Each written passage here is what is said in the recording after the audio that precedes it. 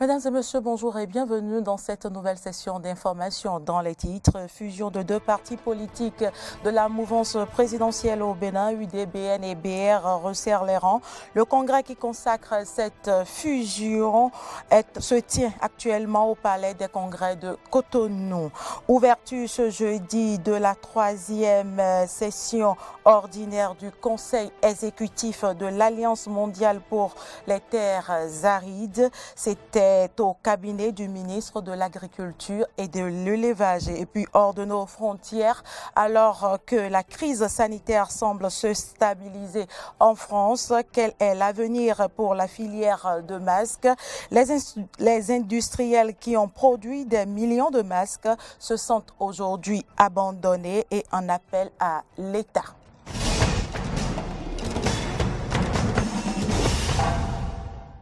Merci pour l'attention. L'Union démocratique pour un Bénin nouveau de Claudine Afiavi Prudencio et le bloc républicain BR présidé par Abdoulaye Bio-Tchané se fusionnent pour devenir un seul et unique parti politique. Le congrès qui consacre cette fusion se tient en ce moment au palais des congrès de Cotonou. À travers cette fusion de l'UDBN et du BR, la majorité présidentielle resserre ses rangs. Cette majorité qui se renforce selon l'esprit de la réforme du système partisan, une réforme dont l'objectif est de parvenir à la création de grands ensembles politiques dans le pays. Nous reviendrons sur les temps forts de ce congrès dans nos prochaines éditions avec Samson Oké actuellement sur le terrain. Ouverture ce jeudi de la troisième session ordinaire du Conseil exécutif de l'Alliance mondiale pour les terres arides. C'était hier au cabinet du ministre de l'Agriculture et de l'Élevage, une session qui se déroule par visioconférence. Les détails, c'est avec Frédéric Espoir Mambou. Portée sur les fonds baptismaux en octobre 1997, la Global Drying Alliance, entendez, l'Alliance mondiale des terres arides, tient sa troisième session ordinaire ce jeudi. Une rencontre plusieurs fois déjà ajournée et forcée cette fois-ci de se tenir par visioconférence. La Covid-19 oblige. Une session présidée par le ministre en charge de l'agriculture du Bénin, Gaston Dossouri. La présente session intervient dans un contexte marqué par la pandémie de Covid-19, un fléau qui nous tient en haleine depuis près de 2 ans, avec ses conséquences dramatiques sur nos économies, mais surtout sur les systèmes alimentaires qui n'ont jamais été aussi fragilisés, mis à mal avec ses corollaires de renchérissement des prix des denrées alimentaires de première nécessité, la recrudescence des événements climatiques extrêmes à l'origine des baisses de productivité et de la production agricole, ce qui engendre le basculement de dizaines de milliers de nos populations dans la précarité et la pauvreté. À en croire le directeur de cabinet du ministère de l'Agriculture, plusieurs acquis sont déjà à mettre à l'actif de cette organisation. La GDA aujourd'hui est accréditée aux Nations Unies avec statut d'observateur, comme je l'ai dit. Le Bénin vient de ratifier ces conventions et donc le processus est en cours. Ça, c'est un aspect important. Deuxième élément important, beaucoup de réflexions ont été menées sur les questions de sécurité alimentaire à l'échelle de l'ensemble de ces pays. Des sources de financement, enfin des projets ont été élaborés pour accompagner les pays. Des sources de financement ont été explorées. Une étude mondiale a été réalisée pour identifier les niches où les ressources peuvent être puisées pour accompagner donc cette organisation. La présente session fera le point des acquis, des perspectives sans passer sous silence les goulots d'étranglement qui entravent la réalisation à temps de nombreux objectifs.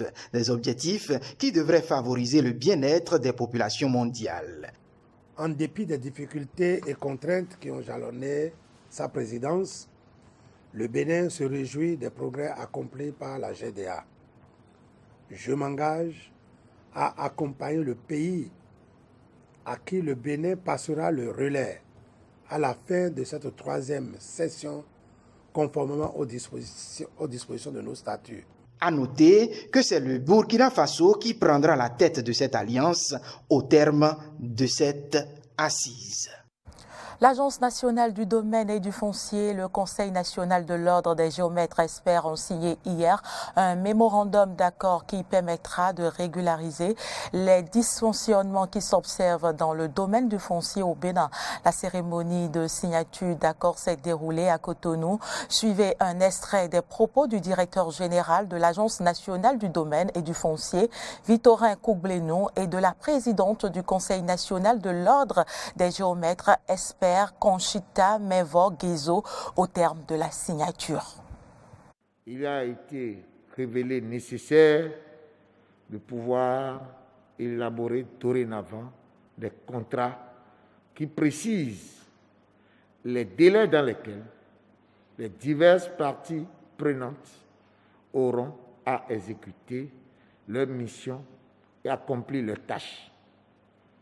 Cela met, entre autres, à charge les géomètres experts l'obligation de diligence, de célérité dans la réalisation de leur partie du job. Et cela, effectivement, met à la charge de l'administration foncière et domaniale également, en contrepartie, l'obligation de liquider les factures et prestations exécutées par ces intervenants. On repart à travers ce mémorandum sur de nouvelles bases, les nouvelles bases qui vont nous amener à plus de célérité dans le traitement des dossiers pour que les uns et les autres aient autant opportun leur titre foncier comme cela est prédit dans le code foncier, et donc une base aussi pour que des deux côtés, que ce soit les géomètres experts, les ingénieurs géomètres agréés, tout comme l'ANDF, chacun de nous ait un résultat probant de ses activités. Cérémonie d'ouverture hier matin à Cotonou du colloque scientifique international sur les impôts locaux. Pendant 2 jours, les scientifiques venus d'un peu partout dans le monde vont réfléchir sur de nouvelles stratégies de mobilisation des ressources dans les collectivités locales au Bénin. Le compte rendu de la cérémonie d'ouverture est signé Aimé Juste Defodji. Organisé par la Direction générale des impôts en partenariat avec le Centre d'études et de recherche sur l'administration et les finances de l'Université d'Abomey-Calavi, cette rencontre scientifique réunit des experts nationaux et internationaux portant sur le thème impôts et développement local. Ce colloque scientifique international se veut être porteur de solutions novatrices pour améliorer les finances des collectivités locales. Le présent colloque vise donc à revisiter les notions clés de la fiscalité locale et d'ouvrir le débat sur la gouvernance fiscale locale. Il sera question de faire donc un examen critique des pratiques en matière fiscale au niveau local, de prendre en compte les exigences nouvelles et de s'interroger sur le futur, eu égard au contexte politique et économique actuel de notre pays, le Bénin. Cette rencontre scientifique intervient dans une période de réforme profonde dans la gestion des collectivités locales, une gestion assise sur la dépendance aux subventions de l'État central et la corruption. Il s'agit également de la corruption dans la gestion des finances locales, de l'assistance financière étatique indispensable à la survie des dites collectivités, d'une faible capacité d'autofinancement de ces entités locales. La fiscalité constituant le principal levier de mobilisation des ressources des collectivités locales, il urge donc de revoir les stratégies de mobilisation de ces ressources. Le budget communal étant tributaire des recettes fiscales, en témoigne le rapport annuel de la Commission nationale des finances locales CONAFIL. L'autonomie financière projetée pour les collectivités locales doit être axée sur leur capacité de maîtrise de ces recettes. Ainsi, les impôts locaux apparaissent comme un instrument privilégié du dynamisme économique mis à la disposition des élus locaux en vue de l'amélioration des conditions de vie de leurs administrés. Démarré ce vendredi, ce colloque scientifique international sur les impôts locaux est constitué de 4 panels avec des intervenants par visioconférence. La communauté internationale va célébrer demain, samedi 16 octobre, la journée mondiale de l'alimentation. Au Bénin, c'est la commune de Djougou, dans le département de la Donga, qui abrite cette 41e édition. À quelques heures de l'événement, le ministre de l'Agriculture, de l'Élevage et de la Pêche a délivré un message au peuple béninois. Vous aurez les détails dans nos prochaines éditions. Actualité hors du Bénin à présent, alors que la crise sanitaire semble se stabiliser en France. Quel est l'avenir pour la filière du masque quand on sait que le secteur a explosé en début de pandémie avant d'être fortement concurrencé par la Chine? Le gouvernement avait alors appelé à relocaliser la fabrication des masques si les industriels ont joué le jeu et investi pour en produire des millions. Aujourd'hui, ils se sentent abandonnés et en appellent à l'État. Rappelez-vous, mars 2020, l'épidémie de Covid-19 s'abat sur l'Hexagone. Branle-bas de combat sanitaire, confinement et surtout pénurie de masques. La France réalise alors qu'elle est dépendante de la Chine et décide donc de relancer le masque bleu, blanc, rouge. Il nous faut aussi produire davantage en France, sur notre sol, pour réduire notre dépendance et donc nous équiper dans la durée. Je veux que d'ici la fin de l'année, nous ayons obtenu justement cette indépendance pleine et entière. Du coup, les usines ont tourné à plein régime. Au premier trimestre 2021, la France produisait 100 millions de masques par semaine, soit presque 30 fois plus qu'en janvier de l'année précédente. Le secteur compte désormais une 30aine d'entreprises dans le pays contre 4 avant la crise. Sauf que cette embellie, elle n'aura pas duré longtemps. La Chine a baissé ses prix après l'été 2020 et a commencé à subventionner ses exportations de masques à compter d'avril 2021. Aujourd'hui, un masque chinois vendu en France est bien moins cher qu'en 2019, alors que les matières premières ont augmenté de 30% et le fret transport a été multiplié par 5.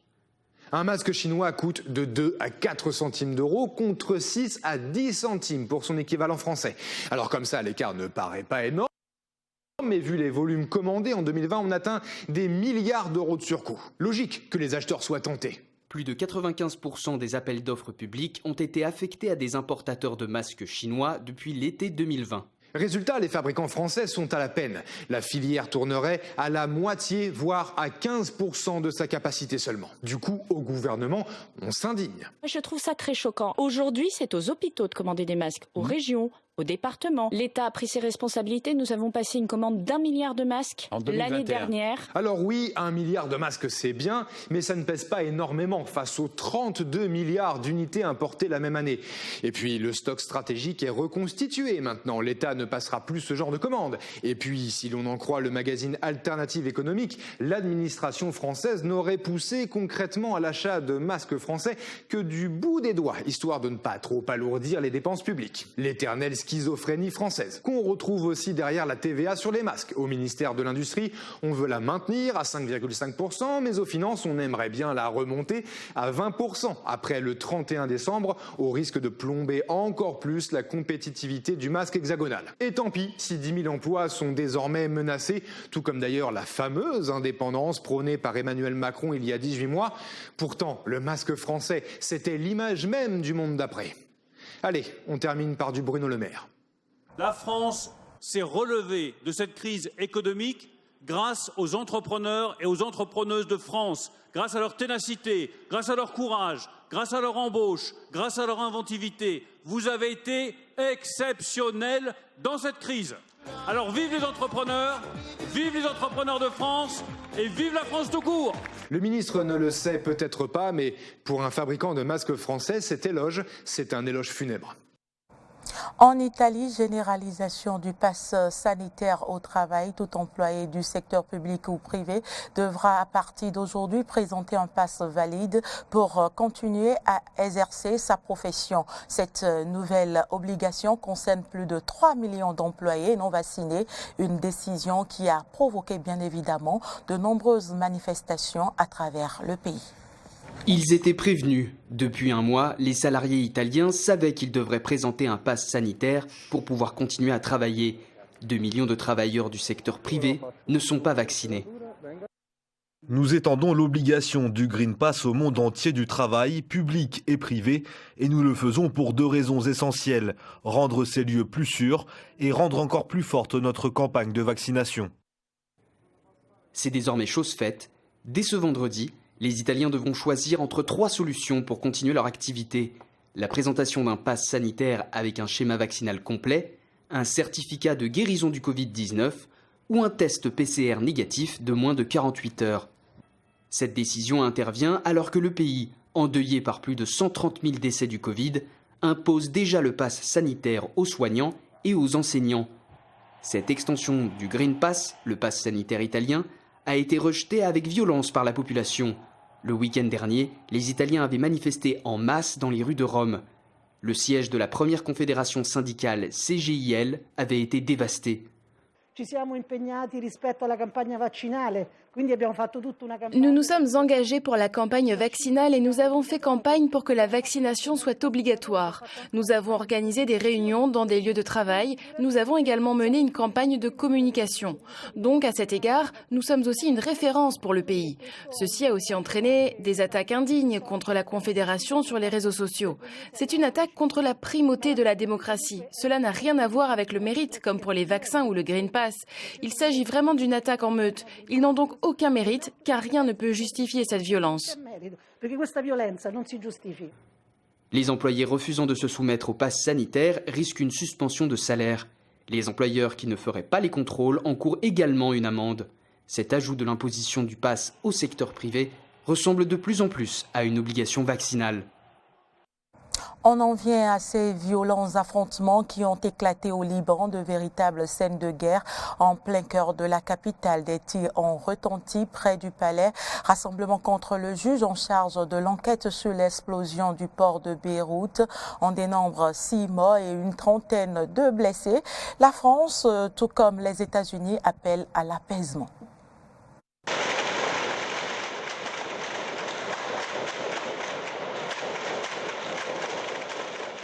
La guerre, à nouveau en plein cœur de Beyrouth.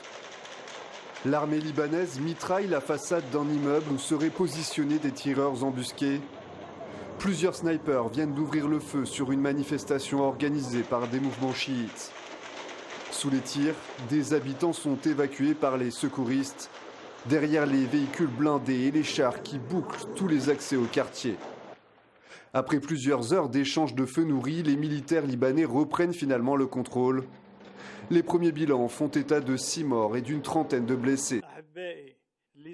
Ce qui s'est passé fera l'objet d'un suivi sécuritaire et judiciaire.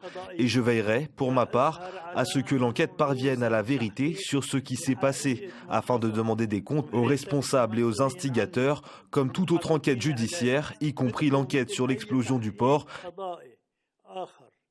qui était et restera une priorité de mon travail et de mon engagement envers les Libanais et la communauté internationale. Ce rassemblement était organisé à l'appel de 2 organisations chiites, le puissant Hezbollah et son allié le mouvement Amal. Les 2 partis accusent les milices chrétiennes des forces libanaises d'avoir mené ces attaques. Des accusations démenties par ces milices. Dès ce matin, des centaines de partisans chiites s'étaient réunis devant le palais de justice pour exiger le remplacement du juge chargé de l'enquête sur l'explosion du port de Beyrouth, Tarek Bitar, qu'ils accusent de mener une enquête partiale sous l'influence des Occidentaux. Il y a eu de nombreuses erreurs qui ont été commises par ce nouvel enquêteur qui doivent être réexaminées afin qu'il travaille pour établir la vérité et que les familles des victimes ne deviennent pas elles-mêmes des victimes. Depuis plusieurs semaines, la pression est de plus en plus forte sur le magistrat qui tente d'auditionner d'anciens ministres chiites. Parmi eux, plusieurs ont saisi la justice pour suspendre l'enquête, notamment Ali Hassan Ralil et Ghazi Zaïter, dont les plaintes ont été rejetées ce matin par la Cour de cassation. L'enquête va donc se poursuivre pour mettre en lumière les responsables de l'explosion qui a tué plus de 200 personnes le 4 août 2020. Une tragédie qui aurait été provoquée par le stockage sans surveillance d'énormes quantités de nitrate d'ammonium. Pointé du doigt pour négligence criminelle, Les autorités libanaises ont toujours refusé la mise en place d'une enquête internationale. Le Qatar de nouveau autorisé à distribuer une aide financière aux familles palestiniennes à Gaza. Un accord conclu sous la supervision de l'ONU à travers un nouveau mécanisme, un soutien qui devrait apaiser les tensions entre Palestiniens et Israéliens. Une bouffée d'air frais pour les Palestiniens de Gaza. Pour la première fois depuis les affrontements de mai dernier, les transferts de fonds reprennent vers l'enclave palestinienne. Ce jeudi, près de 15 000 Gazaouis ont reçu des fonds humanitaires qataris à hauteur de $100 par famille. Les habitants de l'enclave palestinienne vivent sous blocus israélien depuis 2007. J'ai reçu un message pour recevoir $100 américains comme aide. Mais nous espérons qu'au lieu de recevoir $100 américains, la situation économique s'améliorera, que les salaires seront fixés chaque mois et que nous pourrons travailler. J'ai reçu une lettre de la bourse qatari et nous les remercions car cela va nous aider un peu pour les dépenses de la maison. Si jusqu'ici les fonds étaient importés par un émissaire qatari dans des valises remplies de dollars, les affrontements israélo-palestiniens de mai dernier ont changé la donne. Désormais, l'argent sera partagé dans la bande de Gaza à travers un nouveau système de distribution. Chaque mois, et ce jusqu'à la fin de l'année, 10 millions de dollars seront déposés sur un compte bancaire de l'ONU à New York. Par la suite, cette somme sera transférée vers une banque palestinienne de Ramallah, qui la reversera directement aux bénéficiaires gazaouis sous forme de carte de crédit rechargeable. Une manière pour Israël de limiter les capacités de financement du Hamas, sa plus grande menace de la région. L'État juif accusait les responsables du groupe armé palestinien de récupérer l'argent destiné aux civils. C'est alors l'occasion pour le Qatar d'entamer une percée diplomatique avec l'État hébreu. Nous pouvons constater que le cœur du problème est l'occupation israélienne en Palestine. Donc, tant qu'il n'y a pas de perspective de mettre fin à cette occupation et d'avoir une solution juste et équitable, je ne vois pas le Qatar prendre une mesure de normalisation avec Israël. Nous traitons avec eux, nous avons poursuivi notre relation avec eux pour servir le peuple palestinien, pour répondre à ses besoins, que ce soit à Gaza ou en Cisjordanie. Depuis le milieu des années 2000, le Qatar s'érige en médiateur incontournable de la région du Moyen-Orient. Il avait été à la manœuvre pour la trêve conclue entre Israël et l'organisation palestinienne islamiste en août 2020, avant de condamner la guerre de mai 2021, qui avait coûté la vie à 256 Palestiniens, dont 66 enfants. Ce sera tout pour cette édition. Merci de nous avoir suivis. Les informations se poursuivent sur nos différentes plateformes digitales, Facebook, Twitter, YouTube et sur notre site internet www.benin-eden.tv.